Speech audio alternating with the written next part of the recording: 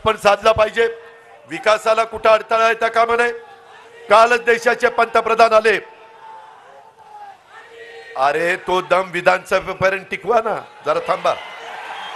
त्यामध्ये मला तुम्हाला सांगायचं आहे, काल पंतप्रधान, मुख्यमंत्री, दोन्ही उपमुख्यमंत्री, काही मंत्रीगण 29,500 कोटीची कामं मुंबई सारख्या ठिकाणी आपण सुरू केली। भूमिपूजन आणि उद्घाटन, करोडो रुपयाची कामं चाललेली आहेत।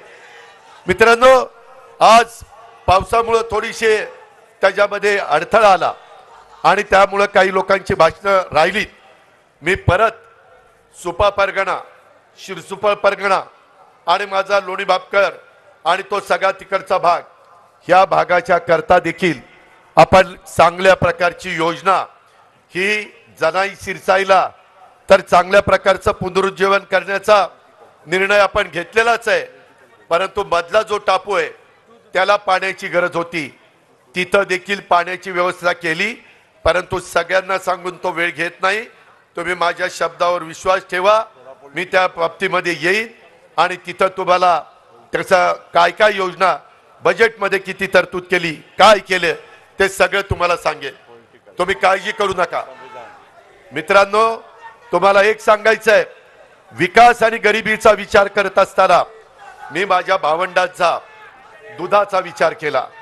माझ्याही तालुक्यामध्ये दूध आहे, माझ्या पुणे जिल्ह्यात आहे, सोलापूरला आहे, नगरला आहे, माझ्या कोल्हापूरला आहे, सांगलीला आहे, सातारला आहे, माझ्या मराठवाड्यामध्ये बीडला आहे। सगळ्या भागामध्ये दूध उत्पादक शेतकरी आहे। त्यांच्याकरता 5 रुपये लिटरला पुन्हा दुधाचे भाव जोपर्यंत कमी आहेत तोपर्यंत कायम 5 रुपये अनुदान देण्याचा निर्णय आम्ही घेतलेला आहे। तेवढ्यावर थांबलो नाही। दुधाची पावडर मोठी आहे, शिल्लक आहे, ती परदेशामध्ये पाठवायला 30 रुपये किलो आपण अनुदान दिलेलं आहे। महायुतीने तो निर्णय घेतला आहे, म्हणजे भावंडांच्या करता देखील आपण निर्णय घेतोय। मला मी सुरुवातीलाच तुम्हाला सांगितलं, गरीब, ह्या गरीबाकरता आपल्याला मदत करायची। ह्या गरीबाला आपल्याला इतरांच्या बरोबर आणायचं आहे, त्यांची परिस्थिती चांगली करायची, त्यांचं पर कॅपिटा उत्पन्न वाढवायचं आहे। उद्या एवढे 1000 कोटी रुपये मार्केटला आल्यानंतर छोटी मोठी दुकानं चालणार आहेत, किराणा मालाची दुकानं चालणार आहेत, माझ्या आया बहिणीला, माझ्या मुलीला जे काही खरेदी करायचं ते दुकान चालणार आहे। आणि एवढा पैसा हा ग्रामीण भागात आणि शहरी भागामध्ये चालणार आहे। हा निर्णय हा महायुती सरकार घेऊ शकतं। हा निर्णय आपण लोकांनी घेतलेला आहे। एवढ्यावरच आपण थांबलो नाही। शिवशाहू फुले आंबेडकरांची विचारधारा मी सातत्याने तुम्हाला सांगतोय, 18 पगड जातीला बरोबर घेऊन युगपुरुष छत्रपती शिवाजी महाराजांनी हिंदवी स्वराज्याची स्थापना केली, हे आम्ही आयुष्यात विसरू शकत नाही। आणि त्याच 18 पगड जाती 12 बलुतेदारांना घेऊन आपण त्यामध्ये पुढे चाललेलो आहे।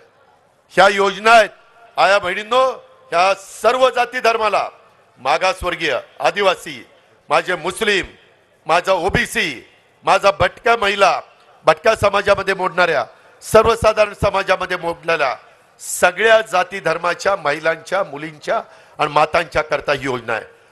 अट एवढीच आहे, 2.5 लाखाच्या आतमध्ये उत्पन्न पाहिजे।